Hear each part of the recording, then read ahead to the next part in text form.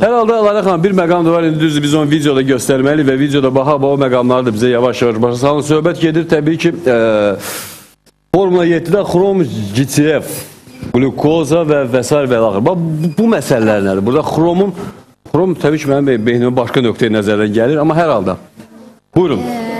Xrom yenə də deyirəm, qanda glukozanın miqdarını aşağı salır. O sizə necə başa salım? Yəni ki, glukozanın miqdarının qanda aşağı düşməsi təhlükəli deyil. Xeyr, heç bir təhlükəsi yoxdur. Yəni nətər?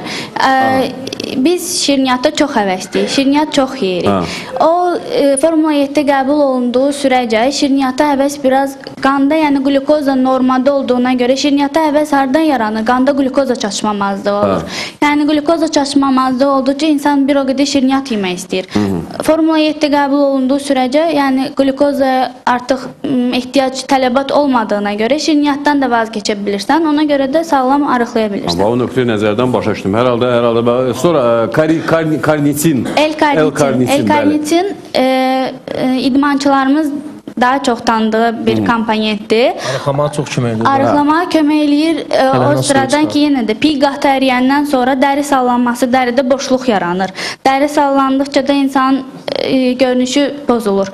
Ona görə də L-karnitin o zaman istifadə olunur ki, dəridə yığılma verir, elastiklik yaradır. Dəri kütləsi tam əzələ kütləsi ilə əvəz olunur. Ona görə də dəri insan orqanizmi istədiyi formanı ala bilir. Yəni istədiyi şəkildə arıqlaya bilir. Koenzim Q10 yenə də arıqlayan hər bir kəs, diyeta tutan hər bir kəs vitamin çatışmamazlığından əziyyət çəkdiyini fikirləşir, halsızlıq yaranır. Yəni normal qidalanmadığına görə, çox hərəkətli olduğuna görə zəiflik hiss eləyir. Koenzim Q10 da sırf zəifliyi aradan qaldırır və insanın özünü gümrah eləməyinə kömək eləyir. Hər halda bunlar hamısı Formula 7-nin tərkibində. Formula 7-nin tərkibindən daxildir. 7 element var idi, orada 7 element hamısını saydınız. Bəlli məsələdir, bunların hamısı başa düşdü və digər tərəfdən pəhriz nöqtələrdən biz 2 qan qrupunu yaddan çıxartdıq, 3 ilə 4-ü.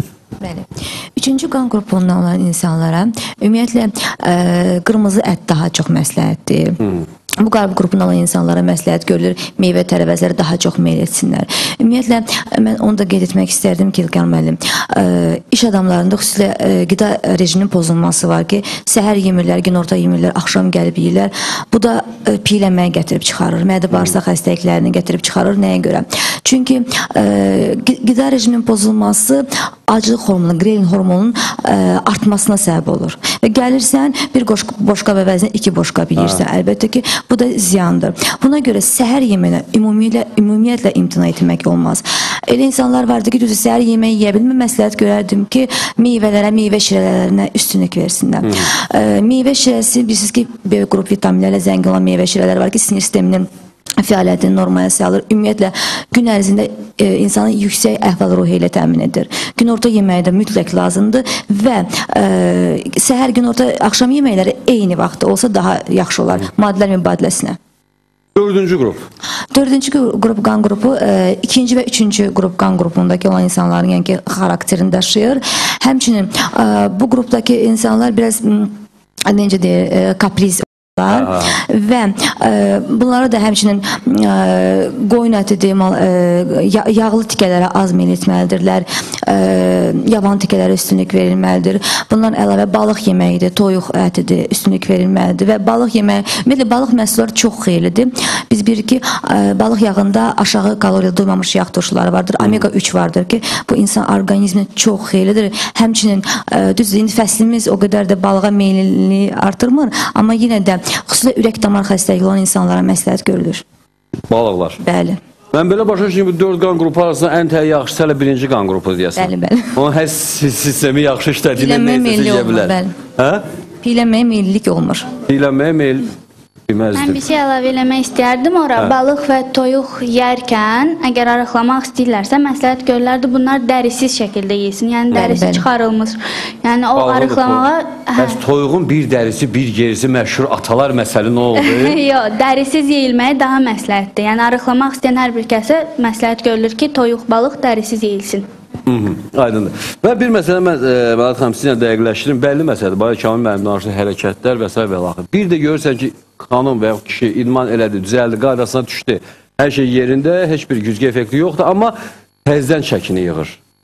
Bu təzədən maddələr mübadiləsinin qarışmasıdır, yoxsa dəyişməsi, yoxsa nədir, pozulması? Təbii ki, tez yəni qəfləti dayandırılmış bir, yəni normal həyat tərzi, yəni qaçmadan, dietanı etmədən, yəni sabit həyat tərzi buna meyl yarada bilər.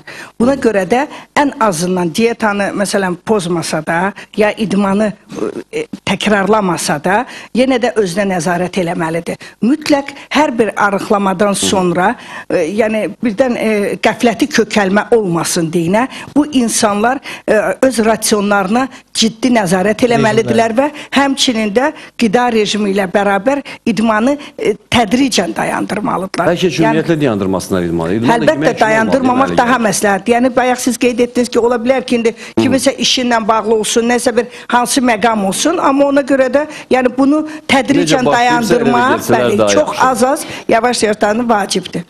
Mən minnətdaram sizə. Çox sağ olun ki, gəldiniz, həqiqətən kömək elədiniz, bizə başa saldınız. Xanım əziyyət çəkir orada.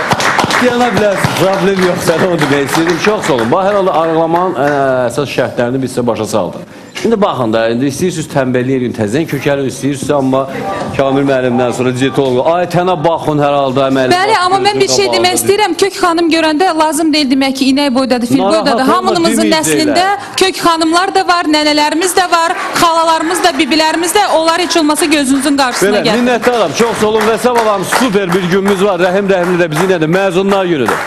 Salamat qalın, əsası odayım. Acting naughty, man, oh man, got me in the mood again.